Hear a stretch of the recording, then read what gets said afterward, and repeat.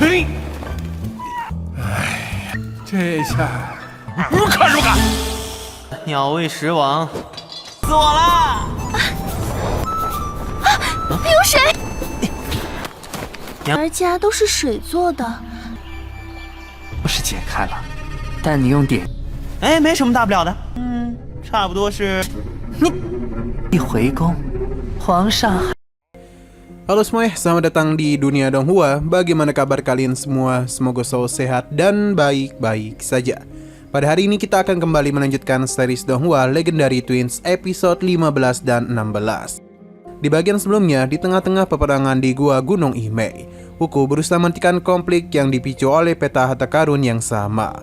Xiaoyu menyadari bahwa peta itu sengaja disebarkan untuk membuat pengembara saling menghabisi satu sama lain. Dia pun mencurigai Gu Yuyan sebagai pelaku yang menyamar. Setelah pertarungan sengit, Gu Yuyan pun terungkap dan mencoba melarikan diri. Namun akhirnya meninggoy setelah jatuh ke dalam jurang. Xiaoyu diselamatkan oleh Jun Yuanxing, seekor monyet dari 12 menteri bintang, yang membantunya menghabisi ular-ular berbahaya dalam dirinya. Mereka bertemu dengan Shen Qianghong yang mengungkapkan bahwa Jiang Feng dan Yanantian adalah saudara angkat, dan bahwa peta harta karun yang tersebar sebenarnya adalah salinan dari Jiang Feng untuk Yanantian. Setelah tragedi, Jiang Feng mengasingkan diri namun dihianati oleh Jiang Xi yang bersama dan menteri bintang untuk merebut mutiara hijau. Xiaoyu akhirnya bertekad untuk membalaskan dendam atas kematian orang tuanya dan mencari Jiang Xing yang telah menjadi dalang menghabisi mereka. Scene lanjut di dalam sebuah gua yang terletak di tepi jurang Gunung Imei.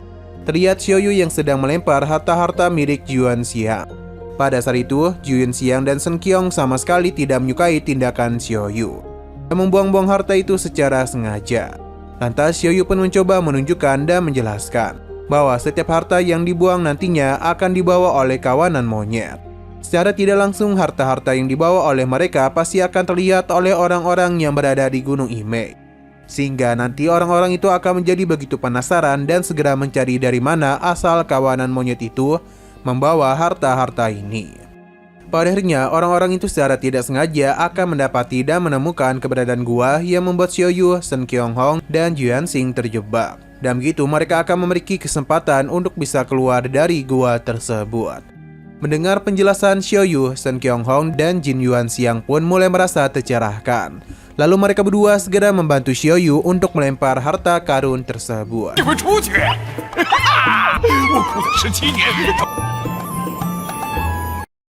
Singkat waktu 2 hari pun berlalu, tetapi tidak ada satupun orang yang datang dan bahkan sama sekali tidak ada jejak-jejak mereka. Hal demikian jelas membuat Jun Yuanxiang dan Shen Qianghong merasa begitu pasrah dan tidak ingin lagi membuang harta karun mereka.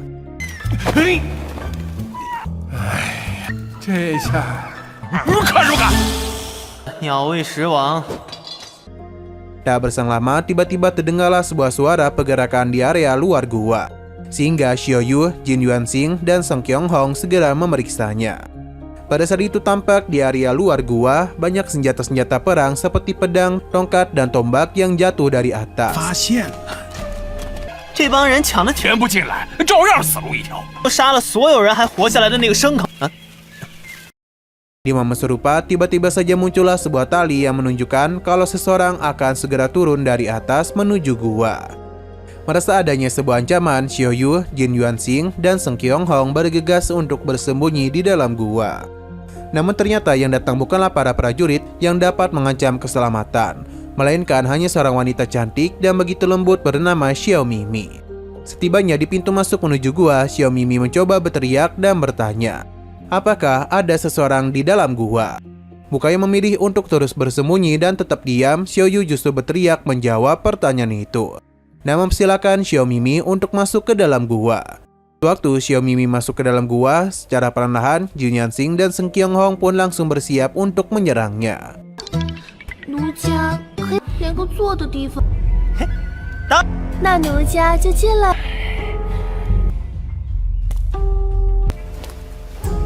Akan tetapi mereka berdua seketika menghentikan tindakan itu setelah melihat wajah Xiao Mimi yang begitu cantik. Ketika itu Xiao Mimi tampak begitu ketakutan ketika melihat Jun Yuanxiang dan Shen Qianghong yang sudah memasang kuda-kuda bersiap untuk menyerangnya. Xiao Mimi pun berkata dengan perasaan takut kalau dirinya datang hanya bertujuan untuk menolong mereka. Jin Yuanxing dan Seng Qianghong pun mencoba untuk menenangkannya dan menyuruhnya untuk tidak usah merasa takut. Akan tetapi, Xiao Mimi tetap merasa sedikit ketakutan. Apalagi di saat ia melihat monyet emas milik Jin Yuanxing. Menyadari monyet emasnya membuat Xiao Mimi merasa takut. Jin Yuanxing tanpa rasa ragu langsung melempar dan menendangnya keluar dari gua. Xiao Mimi sempat terfokus dan merasa antusias kepada Xiao Yu yang berada tak jauh dari sana. Namun Xiao Yu justru bersikap sebaliknya, karena yang ia inginkan hanyalah keluar dari gua yang membuatnya terjebak. Pada saat itu, Xiao Mimi yang sangat tertarik terhadap Xiao Yu terus mencoba menggoda dan memegang erat Xiao Yu. Sambil memegang erat Xiao Yu, Xiao Mimi pun menyuruh Jin Yuanxing dan Seng Qianghong untuk naik ke atas terlebih dahulu dengan menggunakan tali tambang yang sudah dia siapkan. Sedangkan Xiao Mimi dan Xiao Yu akan segera menyusul. 就不怕这位小魔，还是你们？那就由我。 Tanpa banyak bicara lagi, Jin Yuanxing pun menjadi yang pertama untuk naik ke atas. Dia dengan cepat melompat dan memegang tali tambang itu. Akan tetapi belum sempat naik ke atas secara mengejutkan, Jin Yuanxing melepaskan pegangannya pada tali lambang, yang membuatnya terjatuh ke dalam jurang.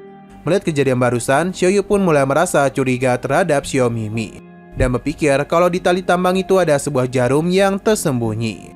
Terterima dan tuduhan Xiao Yu, Xiao Mimi pun mencoba menunjukkan dan membuktikan kebenarannya kepada Xiao Yu kalau di tali tambang itu sama sekali tidak ada jarum tersembunyi.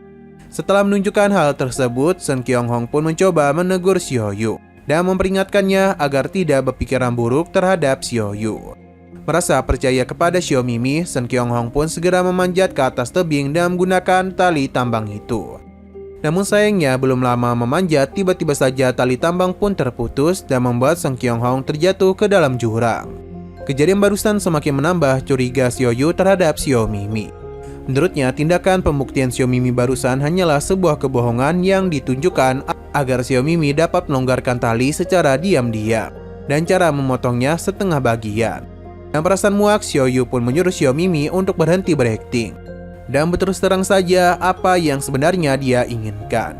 Xiao Mimi kemudian mencoba memeluk tubuh Xiao Yu sambil menggodanya dan mengajaknya untuk melakukan hubungan cinta. Mendengar ajakan Xiao Mimi itu, Xiao Yu pun langsung menolaknya dengan alasan karena ia tidaklah bisa melakukan hal itu di sebuah gua yang sama sekali tidaklah nikmat. Penolakan dari Xiao Yu membuat Xiao Mimi merasa sedih dan memutuskan untuk melompat ke dalam jurang. Namun sebelum melakukannya, Xiao Mimi sempat mengambil payung miliknya. 这洞里多少宝贝，若不能与他良宵节，永别了。 Hal demikian membuat Xiao Yu merasa curiga. Oleh karena itu, Xiao Yu pun memutuskan untuk melompat ke dalam jurang bersama Xiao Mimi. Sewaktu sedang terjun ke dalam jurang itu, Xiao Yu pun sempat mencoba untuk menggoda Xiao Mimi dan berkata kalau dirinya akan menyesal jika harus mati bersamanya. Hingga pada akhirnya ketika mereka mendekati daratan, Xiao Mimi pun segera menggunakan payung miliknya untuk mendarat. 死我啦！有水，儿家都是水做的。 Setelah itu, Xiao Mimi pun mencoba membawa Xiao Yu untuk pergi ke tempat tinggalnya yang disebut sebagai Istana Suci. Sesampai di sana, Xiao Mimi langsung disambut oleh beberapa selirnya yang memanggil Xiao Mimi dengan sebutan ratu. 恭迎圣上回。究竟藏了什么宝贝？ Xiao Mimi kemudian dan cepat mengganti pakaiannya dan menunjukkan identitasnya, yang mana ternyata dia adalah salah satu dari 10 penjahat teratas. Lalu Xiao Mimi segera membawa Xiao Yu pergi ke pusat dari Istana Suci. Setibanya di sana, dia langsung menyuruh salah satu selirnya untuk membawakan jubah raja untuk Xiao Yu. Pada saat itu, Xiao Yu sempat terkejut melihat salah satu selir yang membawakan jubah raja itu, karena ternyata dia adalah Jiang Yulang yang telah menghilang cukup lama. Melihat keberadaan Jiang Yulang, Xiao Yu pun berakting seolah-olah tidak mengenalnya dan bahkan sempat mencoba untuk masuk Xiao Mimi untuk memukulnya. 但你别怕别怕，有朕。 手疼不疼？吹吹。本以为，没想到，妄想让朕为他所。怎么会和她一样？你的皇后？ Tak hanya itu, setelah membawakan jubah raja, Xiaoyu dan sengaja memerintahkan Jiang Yulang untuk mengambil minuman anggur dan makanan lainnya. Xiaoyu kemudian mulai menunjukkan siapa dirinya sebenarnya dan mengaku mengetahui siapa sebenarnya Xiao Mimi. Xiaoyu memberitahu alasan ia bisa mengetahui Xiao Mimi adalah karena dirinya berasal dari Lembah Eran, yang mana Xiaoyu adalah murid dari para penjahat dari Lembah Eran. Selepas memberitahu identitasnya, Xiaoyu tiba-tiba berakting ingin pergi ke WC. Sehingga mau tak mau, Jiang Yulang pun harus menemani Xiaoyu pergi ke sana atas perintah Xiao Mimi. Sesampai di WC, Xiaoyu mencoba mengajak Jiang Yulang untuk bekerjasama melawan Xiao Mimi dan pergi keluar dari Istana Suci. Bahkan Xiaoyu juga sempat membuka meridian Jiang Yulang yang sempat tertutup karena Xiao Mimi. Akan tetapi, Xiaoyu juga dengan sengaja menutup pembuluh darah Jiang Yulang untuk berjaga-jaga dari Jiang Yulang yang bisa saja mengkhianati dirinya. 是解开了，但你用点哎，没什么大不了的，差不多是一回宫，皇上。 Sementara itu di sebuah perahu, terlihat Tuku yang sedang dalam perjalanan bersama Tixinlan untuk mencari dan menghabisi salah satu penjahat teratas yang dikenal sebagai prajurit besi, yakni Tizan. Ketika mereka berdua membahas Tizan, tiba-tiba saja nahkoda perahu itu melempar dan memberikan semangkuk sup biji teratai kepada Wuku. Melihat sup biji teratai itu, seketika Tixinlan teringat akan rumor masa lalu mengenai sebuah persahabatan antara Yanantian dan seorang pria yang merupakan Raja Nagasi bernama Jianglong. Namun persahabatan mereka berdua harus berakhir setelah Yanantian memilih untuk berteman dan seorang penjahat teratas seperti Tizan. Mendengar perkataan Tixinlan, cucu dari nahkoda perahu itu pun berkata kalau kakeknya adalah Raja Jianglong dan kini sama sekali tidak mempedulikan Yanantian lagi. Dulu Tizan yang dikenal sebagai maniak bela diri sering menantang Yanantian untuk berduel dan bertarung. Akan tetapi Tizan selalu saja kalah. Hingga akhirnya mereka berdua pun berteman dan sejak itulah pertemanan Raja Xinglong dan Yanantian berakhir. Setelah nahkoda perahu itu mengaku bahwa dirinya memang adalah Raja Xinglong, ia pun berbicara mengatakan kalau Tizan harus mati. Dengar perkataan Raja Xinglong, Tixinlan seketika menjadi begitu marah dan bertanya mengapa mereka sangat ingin menghabisi Tizan, padahal kesatria seperti Yanantian saja memilih untuk berteman dengannya. Kembali ke Istana Suci. Di sana terlihat Xiaoyu yang baru saja kembali ke singgasana bersama dengan Jiang Yulang. Pada saat itu, secara mengejutkan, Jiang Yulang memberitahu bahwa Xiaoyu telah mengancam dirinya dengan menutup pembuluh darahnya dan tujuan untuk menemukan jalan keluar agar bisa pergi dari Istana Suci. Sewaktu Xiao Mimi mencoba memeriksanya, ia benar-benar mendapati pembuluh darah Jiang Yulang yang tertutup. Oleh karena itu, ia pun langsung membuka pembuluh darahnya dan bertanya kepada Xiaoyu, apakah dia itu yang pergi dari Istana Suci? Bukannya merasa takut karena dihianati oleh Jiang Yulang, Xiaoyu justru mencoba membela dirinya dan mengatakan kalau Jiang Yulang telah membohongi Xiao Mimi dan tujuan untuk menggeser posisi dirinya sebagai seorang raja. Mendengar penjelasan dari Xiaoyu, Xiao Mimi pun langsung mempercayainya. Lalu ia segera menendang, memukul dan mengusir Jiang Yulang sambil memberikan ancaman kepadanya. 错了，那朕保换着你好不好？把你头砍了做球，滚吧，别再有戏。 Setelah Jiang Yulang pergi, tiba-tiba saja kursi singgasana mengeluarkan sebuah rantai-rantai yang membelenggu seluruh tubuh Xiaoyu, sehingga dia pun tidak dapat bergerak dan mulai merasa panik. Xiao Mimi kemudian mencoba memeriksa Xiaoyu dengan menggunakan salah satu teknik yang ternyata adalah teknik milik Wan Chunliu. Hal demikian seketika membuat Xiaoyu menjadi begitu terkejut, karena dia merasa kalau teknik itu hanya diajarkan oleh Wan Chunliu kepada dirinya saja. Lantas Xiao Mimi pun memberitahu kalau semua pria yang pernah berurusan dengan dirinya pasti akan jatuh dalam godaan dirinya. Dengan kata lain, Xiao Mimi bisa mendapatkan teknik milik Wan Chunliu adalah karena Xiao Mimi pernah menggoda Wan Chunliu. Tak berhenti sampai di situ, Xiao Mimi kembali menyiksa Xiaoyu dan teknik tangan berdarah milik Dusa, hingga membuat Xiaoyu terluka dan berdarah. Lalu Xiao Mimi mencoba mengancam Xiaoyu untuk mengajari dirinya mengenai teknik milik Yin Jiuyu. Jika Xiaoyu tidak mau, maka Xiao Mimi akan terus menyiksanya.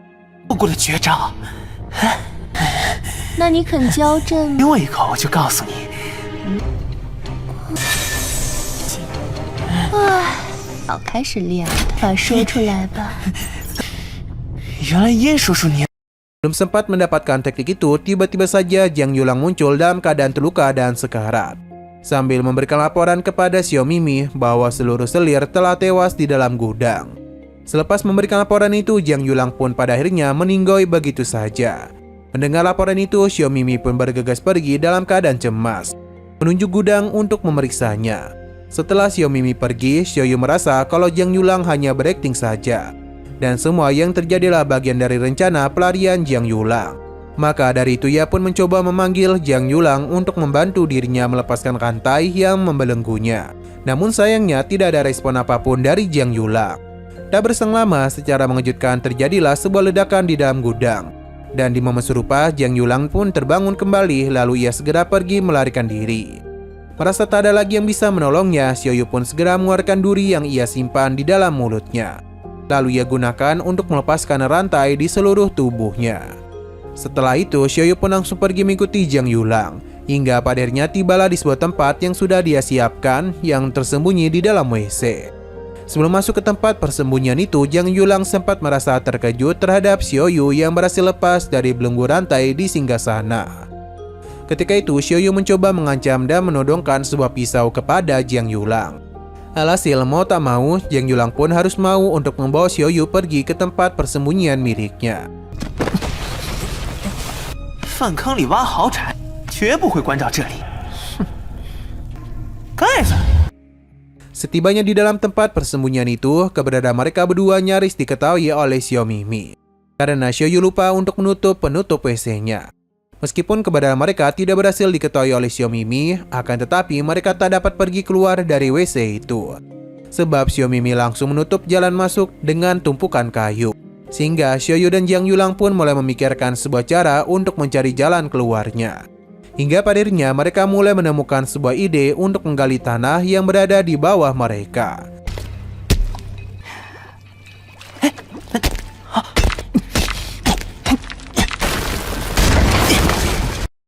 Selesai menggali tanah itu, tiba-tiba saja mereka telah sampai di sebuah tempat pembuangan mayat yang dipenuhi oleh tulang-tulang manusia. Selang beberapa saat, tampak Xiao Mimi yang mulai mendekati tempat pembuangan mayat itu untuk membuang mayat-mayat selirnya. Menyadari hal demikian, Xiao Yu dan Jiang Yulang pun bergegas bersembunyi, tanpa mengeluarkan suara sedikit pun. Sampai Xiao Mimi pun pergi menjauh dari tempat pembuangan mayat tersebut. Setelah Xiao Yu dan Jiang Yulang merasa kalau Xiao Mimi pergi menjauh, mereka berdua pun mulai merasa aman dan berhenti bersembunyi. Namun pada saat yang bersamaan, secara tiba-tiba Xiao Mimi kembali datang dan langsung menciduk keberadaan mereka berdua. Nah, sayang sekali lagi seru-serunya, episodenya pun harus bersambung dulu. Oke, sekian dulu pada video kali ini. Untuk video selanjutnya akan segera hadir. Jadi bagi kalian yang ingin mengikuti series ini, langsung saja klik subscribe dan aktifkan loncengnya. Terima kasih yang sudah menonton video sampai habis. Jika kalian suka pada video ini, klik like dan share ke teman-teman kalian tentang channel ini. Dan ditunggu aja kelanjutannya. Oke, sampai jumpa di video selanjutnya.